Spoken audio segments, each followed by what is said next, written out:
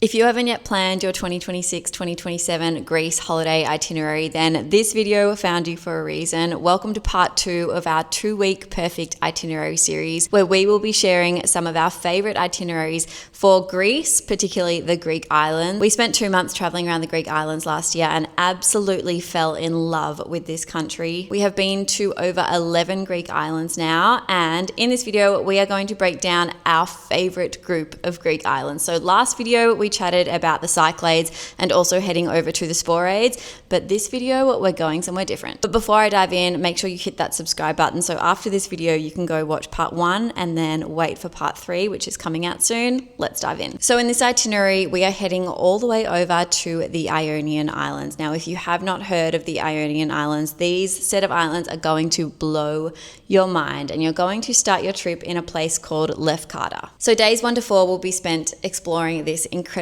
island, and when I say this is our favorite Greek island of all of them that we have been to, you will know why once you go. The cool thing about it is that it is attached to the mainland of Greece, so you can actually drive there from Athens and it only takes about 4 hours. Some other ways that you can get there is flying into Zakynthos, which is an island down south as well, or Corfu, and then catching ferries across too. If you're wanting information on the ferry times, you can check out Ferry Hopper or Ferry Scanner. They're both great sites. Honestly, we loved Lefkada so much because it had the best combination and mix of authentic Greece, but also a little bit bougie. Like the restaurants that you go to that we will mention in a second, they kind of feel like you're in Melbourne or in a big city, but then they are on this beautiful island with crystal blue water. Honestly, it's got some of the bluest water in all of Greece. There are huge cliffs and dramatic beaches and unreal sunset spots and dining. There are a few different places that you can stay. When we were there, we stayed in Lefkada town and we actually really enjoyed this. It is right on the port. It has awesome restaurants, great cafes, and also a really good gym, which is why we did love it.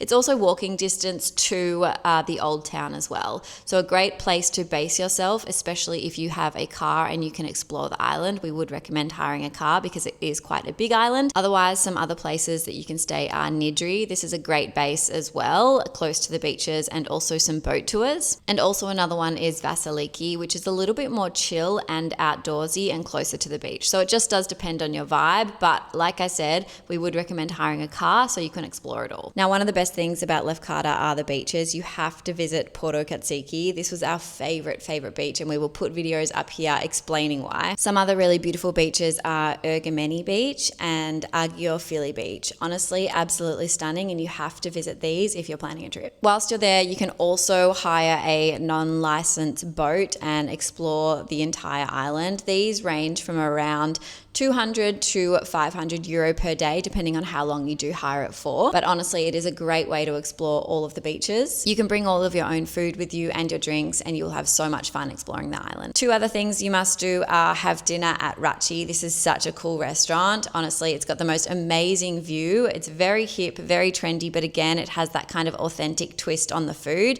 And next door, there is a place called Fly Me to the Moon, which is a bar. You can actually sit there, have a drink, and watch all of the paragliders sail off the side of the mountain, which is just so cool. Lefkada absolutely stole our heart, and there is no doubt that it will steal yours too. Your next island and destination, and from days 5 to 8, is going to be an island called Kefalonia. So the only way to get to Kefalonia from Lefkada is to catch a ferry. This takes around 2 to 3 hours depending on the port that you start at and end at. Again, check out the times on Ferry Scanner or Ferry Hopper. This is definitely a bigger island compared to Lefkada, and there is so much more to explore, so it's definitely perfect if you are happy to road trip around and spend a bit of time in the car. It is definitely less crowded as well than the Cyclades. When we were there, we stayed in the town called Agostoli, and we really enjoyed it here. It is very busy, awesome nightlife, and it's kind of got everything that you do need at your fingertips. Again, great gyms as well. It's also a really good base and quite central between the north and the south part of the island. Another place that you can stay is Fiscado. This is right on the harbour and it is really beautiful. Otherwise, you could also stay in a town called Asos, Zakynthos, which is much more scenic and quiet. Things that you absolutely have to do when you're there is Myrtos Beach. Oh my God, this was absolutely phenomenal. It had the biggest stretch of white sand and crystal blue water. You can also check out Melisani Cave and boat ride. This was really cute. I think it only cost us about €10 each, and you walk down to the bottom of the cave. It's awesome, and there's this big lake, so you hop on a boat and it takes you about 15 minutes, and they kind of sail around the whole cave, go right into the depth of the cave. It's quite dark and scary, and then come back out and they just tell you a bit of the history. So it's definitely something that you should do when you're there. There are so many other things that you can do in Kefalonia as well. We will link our entire YouTube below for you, as well as Lefkada, so you can check those out. Then once you've finished up in Kefalonia, you're going to continue traveling down south to an island called Zakynthos. Now, how to get here? This is about a 1.5 ferry from Kefalonia. Or if you are coming from somewhere else and you'd like to do this itinerary backwards, Zakynthos does have its own airport. Zakynthos is known for one of the most beautiful, iconic beaches in all of Greece, and you may have seen it. Unfortunately, you can't swim on or walk on the beach anymore, but it's called Pirate Beach because it has this incredible old abandoned pirate ship right in the middle of the beach. Like I said, you cannot go and walk on it anymore or even swim near it, but you can hike up to the top of the cliff and view it from the top. Zakynthos is also known as one of the party islands. So if you're wanting to go to Greece for a party and a fun time, we would definitely recommend checking out Zakynthos. We actually found that it had a really good mix between beach clubs, party vibes, and also authenticity. And honestly, we had some of the best food in Zakynthos as well. Some things that you have to do when you're there is obviously visit the Shipwreck Beach viewpoint. You can do a Blue Caves boat tour, and you have to visit a restaurant called Piranaki. This was our favorite meal in all of Zakynthos, and maybe even in all of the Ionian Islands. It was €30 a head for all you can eat food, and they bring you so much. The service was fantastic. The atmosphere was amazing, and that price even included a bottle of wine. So for the last 3 to 4 days of your trip, you have two options. You can either extend your time in any one of these 3 islands, stay a bit longer, explore it all. Alternatively, if you would like, and this is what we did, we jumped on a flight in Zakynthos and flew all the way to Crete.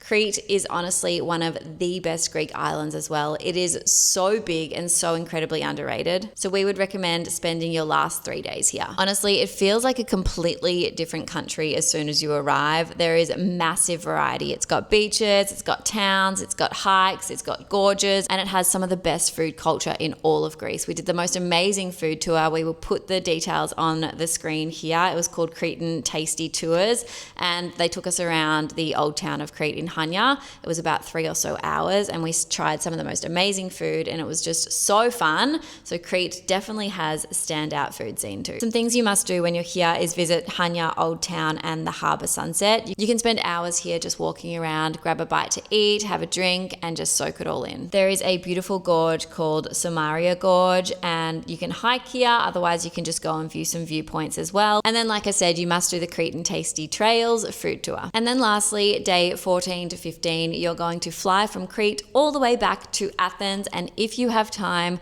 you're definitely going to explore this incredible city. We loved Athens so much. We stayed in a small town, Kolonaki, and we absolutely recommend it. It is walking distance to all of the landmarks and everything that you need. And it's just got a really cool vibe. It's got hip cafes, awesome restaurants, and it feels very safe. Whilst you're there, you definitely have to check out the Acropolis and the Parthenon, but our biggest tip is go early. We arrived like 5 minutes before it opened, and it was already a huge line. And once we got inside, there were people everywhere. So if you can, go early as you can. It also does get really hot in Athens. So if you're there in the peak of summer, you definitely want to go in that morning or the afternoon to avoid that big, hot, direct sunlight. Some other things that you can do is wander through the streets of Plaka and just explore. There are so many cool rooftop bars. One that we definitely recommend that has a view of the Acropolis is Kahlua Local. Grab a gyros at Costas and Tylixo, and also you can swim at a place called Lake Vougalameni. This is so cool. It's about 50 minutes outside of Athens. We did catch a train and a bus there, but it's definitely worth it.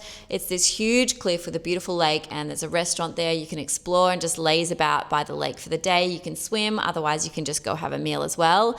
This was honestly one of our highlights in Athens, and we would definitely recommend it. One other thing that you must do is have dinner at a restaurant called Avli. This is a cute little tavern, so traditional and amazing service, and the food was 10 out of 10. So that wraps up your perfect 2-week itinerary, guys, including Lefkada, Kefalonia, Zakynthos, and then Crete, and then flying home via Athens to spend a few days there as well. If you have any questions, make sure you drop them below. We are so happy to answer them for you. Make sure you hit that subscribe button so that you can not miss out on number 3 coming soon, and also go back and watch number 1. Also, like I said, we will drop our Lefkada, Kefalonia, and Zakynthos specific YouTubes in the description below, so you can go and check them out in a bit more detail to plan your trip. And then lastly, come and follow us on Instagram here, where we are a bit more active day to day. See you in the next video.